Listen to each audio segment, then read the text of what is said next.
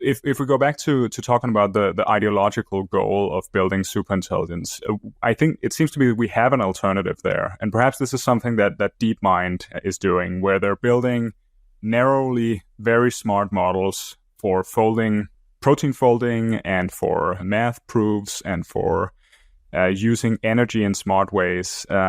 Is that the alternative path, you think? Is that viable? How much can we get from these narrow but very smart models? I think we get a lot of what we want, right? We want better medicines. We want robotics that can automate and drive productivity growth. We want personal assistance and so on and so forth. So there's a lot we can do through the application of narrow models, and we can even build narrow forms of agency. The example I think of is the AI orchestrators for Amazon warehouses that are kind of agents. They're sort of the collective swarm brain for all the robots running around the warehouse. The question is, what does superintelligence actually solve? Who is asking for this? AGI, human level, you can see lots of economic value be unlocked. Maybe superintelligence is needed to start colonizing the galaxy, but is there a need to actually rush to that technological milestone? I think you can make an argument either way, but it's just a observation.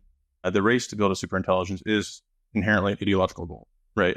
Even Sam Altman has said that he's somewhat tongue-in-cheek credited Eliezer Yudkowsky for accelerating superintelligence timelines, because he put the idea out there. He got people thinking about it. And it's all through science fiction, and he kind of gives credence to the Nick Land point, the sort of arch accelerationist that this is hyperstition. We're building the sci-fi prophecies were kind of self-fulfilling, the idea in our brain, and now we have to go build the thing. But do we really? And we do, but do we have to do it as fast as possible? And part of the challenge here is that when you debate sort of techno-optimists, they will equivocate on what AI actually is. They'll point out that we're now able to detect breast cancer from your breath and do all these incredible things, and it does seem like pure upside. And I would agree with all that. Having a drug discovery platform that could, in a matter of minutes or days, generate novel treatments for new diseases in the same way that mRNA technology was able to get a vaccine within a weekend. Yeah, I agree. It's fantastic, and we should have more of that. Yeah, we should have a lot more of that.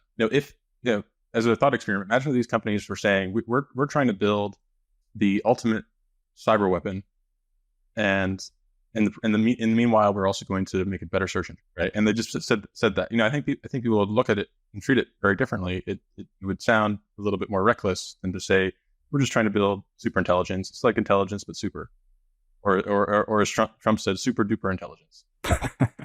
It sounds a little more, prosaic, but the superintelligence is a powerful cyber weapon, by definition, right? And I think this is also one of the eventualities here is that when the national security community wakes up to this, it will become militarized.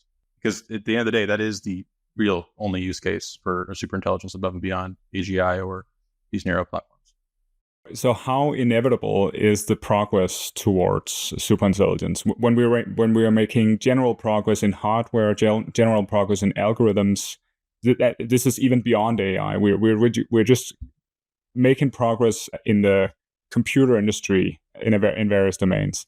Are we then inevitably making progress towards superintelligence? We're expanding the conditions of possibility, right?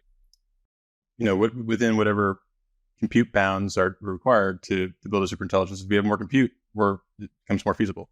It still remains, I think, an ideological quest, because obviously we can't build models for everything, right? And we've built better weather prediction models because weather forecasting is useful.